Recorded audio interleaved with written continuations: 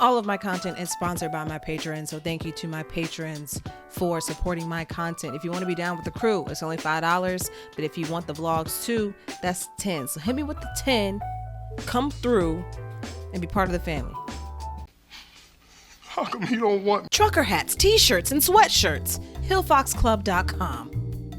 We're going to be doing like a little bit of a skinny dip dive into kind of like the history, and it's going to be brief, okay? I'm not one for video essays.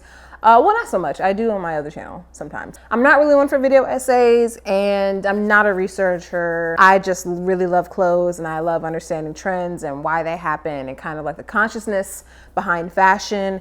And so that's what we're going to be talking about today, and we're going to be doing a little bit of a deep dive into the history of androgyny as it pertains, though, to fashion, because we have an idea of what that looks like now. We see Harry Styles and Young Thug rocking women's wear. We've seen this kind of menswear boom within the women's wear market as well. And then overall, I think we're just seeing how fashion is slowly ungendering itself. We're also seeing how that's being commercialized and kind of sullied as well. And so with progress, there's going to come murky waters. And I also think that there's an angle to talk about trends where it intersects with gender, where it intersects with politics and all of that too. And so get a snack, roll you whatever you need to roll, and let's get into it. While we are having this conversation too, I have to give shout outs to all of the queer people who came before us. Like I just mentioned, androgyny and kind of like dressing from multiple sections of the store is becoming more popular now.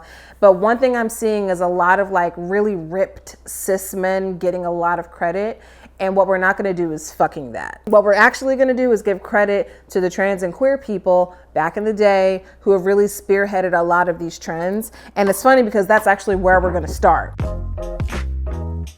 So one thing that is consistent with fashion is that it's always been a tool for people to express their creativity, for people to express themselves in general. But for queer people specifically, fashion is just weighed a little bit differently, mainly because it's the main communication device that we've used over the years to create community without necessarily having to put it on Front Street. Queer women started wearing a lot of trousers. And so in the 20s and in the 10s, going into the 30s, if you saw women wearing trousers, that was an indicator that she might be queer. And it wasn't necessarily like an explicit, like, yes, I am gay, but it was a nod to androgyny and a nod to having an interest in women. I also want to mention every article and everything that I read to put this video together is going to be linked in the description. I highly suggest you check them out. It's really, really interesting stuff. And I kind of like knew this already, but I just hadn't like had the actual information in front of me to confirm the idea that I had. So in the 80s, you know, men kind of adopted the gay earring. I don't know if y'all remember that back in the day. I was born in 91. And so I remember like growing up and being a kid and there being like the gay ear, you know what I mean? If it was in your right ear, if it was in your left ear, and like one of those ears is like the gay ear. So in the 80s, men would wear an ear piercing in one ear to signal to other men that they are queer. And I think it was specifically the right ear. And I think it's interesting because we still do this to this day. Like we still have, you know, the things that we put on our bodies to communicate with community, but not necessarily needing to out yourself. And I think that things like little rainbow piercings, little rainbow belts, rainbow accessories. I think things like, you know, when women have shaggier haircuts, when women wear their hair or their clothing in a way that is very much against the male gaze, similar to how we were doing in the 70s, I think that those still echo the same idea, which is I'm not here for you, I'm here for her. And as fashion houses started to become more popular and gain commercial success, as well as these designers within the fashion houses started to gain more celebrity, you started to see fashion itself become more queer too, because you started to see more gender fluidity in these silhouettes. You started to see the ways that these designers were queer and their aesthetic within a queer context. You started to see designs from that particular perspective. And I think that that's the main draw for me when it comes to watching fashion shows, watching any type of like fashion content from designers, is It's so deeply political. It's usually a response to whatever's happening in the world, a response to whatever's happening in that designer's world. And I think around the 80s, 90s, and in the 2000s, where you had the AIDS epidemic crossing into almost like queerness becoming more mainstream in music and in TV and in movies, and you started to see more queer stories become at the forefront, it only makes sense that fashion, which intersects with culture so much, also started to reflect these same kind of like queer ideas and queer aesthetics as well. When you look at fashion in general, in the 70s and 80s, shit was wild. Like, especially compared to the 90s when, you know, kind of like elevated minimalism was very much a thing. It was very much Calvin Klein, very much Ralph Lauren. Guys weren't wearing beards really back in the day. It was all about that very clean, very sleek look. You can see the way that designers were regarding gender and gender presentation, mainly because in the 70s and 80s, as I mentioned, shit was wild. You had all these people adopting feminine silhouettes and feminine cuts, because I think that fashion in general in the 70s and 80s was just very free. It was very rebellious. It was more intentional. It's like you wanted people to know exactly who you were, and you wanted people to know what your politics were. You wanted people to know how you felt about yourself based off of the clothes that you were wearing. The 70s and 80s was just a more expressive time in fashion, if you ask me. And it's funny because when we move into the 90s, you see the rise of the metrosexual man. Do y'all remember this? I remember metrosexual being a phrase that got tossed around a lot, like in TV and film. And it's funny because like it didn't necessarily mean gay. If anything, it just means a guy who is very put together and who cares about fashion. He cares about grooming. He cares about it to the level that you might assume is maybe even a little feminine, because usually men are not, you know, conditioned to care about those things beyond the simple shaving practices and just a simple casual outfit. You know what I mean? Before I get to the metrosexual portion of this video, I feel like I should mention the power suit. Somewhere between like the 1920s and the 1970s, there was a shift in fashion for women to become more functional, and it allowed women to literally work comfortably, but also to embody a personality or embody a certain type of confidence that allowed them to be independent and to feel empowered in workspaces as well. And I think that that's why the power suit became a thing. And I think that's why when more women started to wear trousers, I think that's why more women started to opt out of dresses and pencil skirts and heels and things of that nature. Because at the end of the day, it's like women were rising up and trying to take on a different role, you know what I mean, in the world and in their worlds. And so it's funny to see how trends happen, because now when a trend happens, it's usually because a big shift in society. I think that the pandemic is a good example as to why I feel like more people are just not dressing up like they used to. Like, we saw the boom of tie-dye sweatsuits, okay? We saw the boom of Crocs. We saw the boom of mules and the boom of slides. Like, people want to be comfortable based off of the fact that we've been in the house for the last 2-3 years. You know what I mean? And so I think it's funny that like trends are cyclical for a reason. It's because trends are responding to what's happening in the world, but trends are also responding to what people are valuing at that time.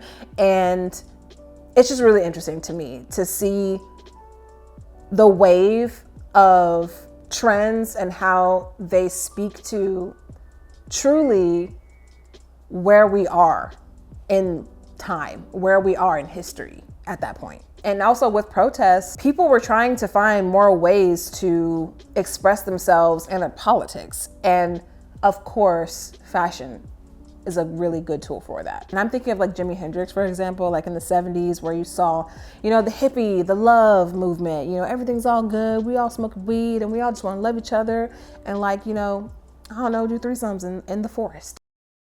You saw men adopting more colors, more flowy fabrics, more blouses. And I think that that's when you really started to see more of an extreme and intentional shift in men's fashion too. Or not even shift in men's fashion, but an expansion of men's fashion. I think in the 70s, people were waking up and realizing that the constructs that we have are bullshit. You saw big hair, you saw, psychedelic kind of colorways and patterns. Honestly, a lot of cross-dressing for both men and women. And I think all of this is just a response to people being anti-war, people being anti-establishment, and understanding that like our lives and our bodies are our own.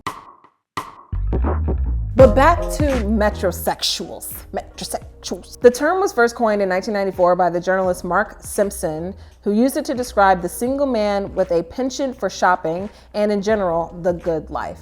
Simpson made a correlation between the metrosexual of the 1980s, who was only found in the pages of fashion magazines, to the metrosexual of the 90s, who was suddenly just as likely to be found walking down the street. And I bring up this little section to explain, well, I guess not explain, but to point out how much of a chokehold the male species has on gender norms, to the point where we have to give men a new label that is not even a sexuality, literally just because he likes cologne, just because he likes a swoop bang, just because he likes his shirt tucked in, just because he enjoys, a nice mani-pedi or a facial on the weekends. Like, we need to give you a sexuality based on the fact that you just like to take care of yourself. And I do think that in a weird way that's femphobic.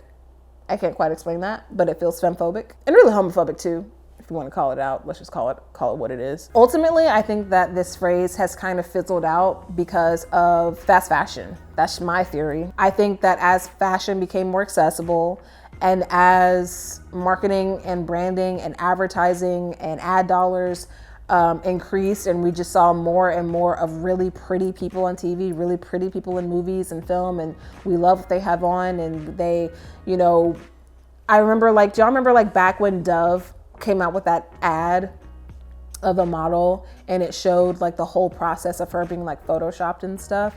I think that around this time, people were waking up to the fact that it's not hard for me to look like the models in the magazines anymore. I can just go get a little Botox. I can just go get a little, I can just go buy this dress. I can buy this facial serum. And as fashion, makeup, and all of these things just became more accessible, it only makes sense that having an interest in it became more accessible. So it's you don't have to just look at magazines and music videos to partake in fashion. You can go to the store and buy an outfit and look just like SJP if you wanted to. You know what I mean? You can go hit a Paul Mitchell in the mall and then go to, BB and look just like SJP if you really wanted to.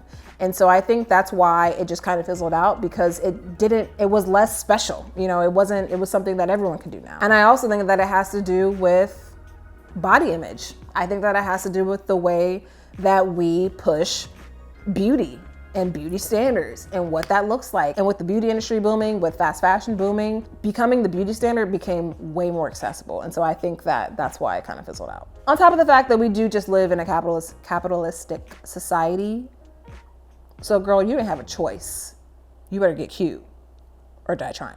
Now, all that to say, what does androgyny look like right now? And I have really 3 points that I kind of want to hit, and then I'm out of here, right? Women will always have more of an opportunity to present androgynous. The progress it doesn't even compare when we look at the way that women have adopted androgyny over the years versus the way that men have adopted androgyny over the years. Although there is still a societal pressure to present yourself in a certain way, I do think that women's fashion trends lends itself to our androgyny being accepted a little bit easier. Clothing just became more functional for us. Because of that, we did adopt certain masculine, clothing, when really it's not even masculine, it's just pants. And I can't work in this factory in no skirt, you know what I'm saying? So it's even though it's considered masculine, it's really just functionality at the end of the day. And women's wear in general just tends to play around more with silhouettes, proportions, colors, this, that, and the third, compared to men's wear. And so there's a lot that goes into why men are treated differently than women in this regard. Or my second concluding thought, even though we've made progress in androgynous fashion and in androgynous people and the way that we treat them, androgyny as a topic, as an image, is wildly whitewashed. And when you think of and talk about the androgynous person, the default body will always be a fit, cis, white body. And I make that distinction between the way androgyny in white people and androgyny in black and brown people is perceived. I make that distinction because for a lot of black women, cis or not, we're automatically seen as masculine based off of the fact that our skin is dark, our noses are wider, we may have, more meat or more muscle in our bodies. Like, regardless of how we want to present, regardless of our gender identity, based off of white supremacist ideation, we are thrown into androgyny against our will sometimes. And I think that harms women in general, because no one should be thrown into a gender and no one should be thrown into an identity that is not one that they are actually claiming. And two, it harms black and brown androgynous people because we are often not in these conversations. Like, we're not in the images when you Google androgynous person. And that is because as long as white people who are androgynous or white people who are gender nonconforming, as long as y'all are not actively dismantling the gender binary, then it will always be this way. Because as androgyny in whiteness gets celebrated time and time again, it does not change the very real systemic oppression that a lot of black and brown androgynous and gender nonconforming people deal with on a daily basis. There's a difference between you having negative experiences that are not favorable, experiences that maybe even make you feel invalidated. There is a difference between that and systemic oppression that black and brown people face. There is a difference. And so that's why I say I have to have this channel.